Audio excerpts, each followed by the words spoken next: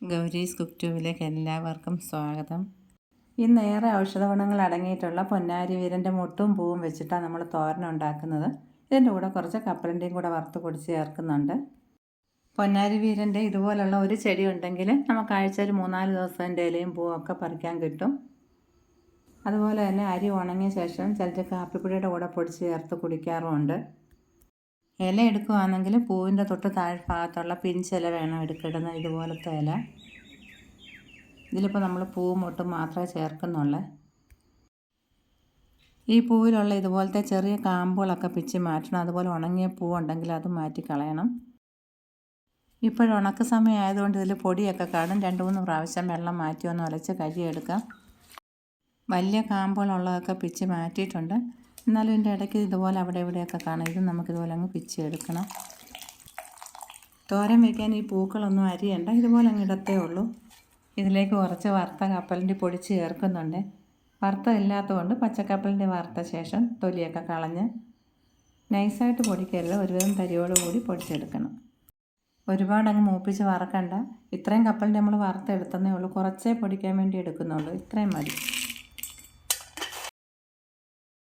ഈ പാനിലേക്ക് 1/2 table spoon വെളിച്ചെണ്ണ ഒഴിച്ച് ചൂടായി കഴിയുമ്പോൾ 1/2 ടീസ്പൂൺ കടുകിട്ട് പൊരിച്ചെടുക്കണം. അതിനുശേഷം 1/2 ടീസ്പൂൺ ജീരകം കൂടെ ചേർത്ത് പൊരിച്ചതിൻ്റെ കൂടെ തന്നെ 3 ചെറിയ ഉള്ളി പൊടിയായിട്ട് അരിഞ്ഞതും കൂടെ ചേർത്ത് വഴറ്റിയെടുക്കാം. ഇനി ഇതിലേക്ക്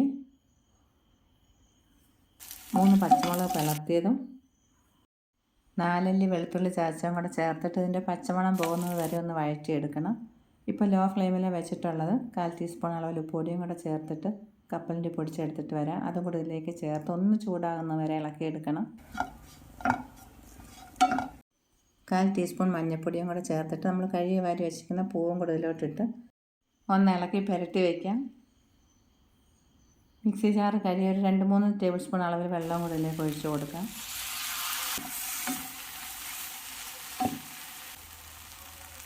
എന്നിട്ടൊരു 3 മിനിറ്റ് ഒന്ന് അടച്ച് വയ്ക്കാം.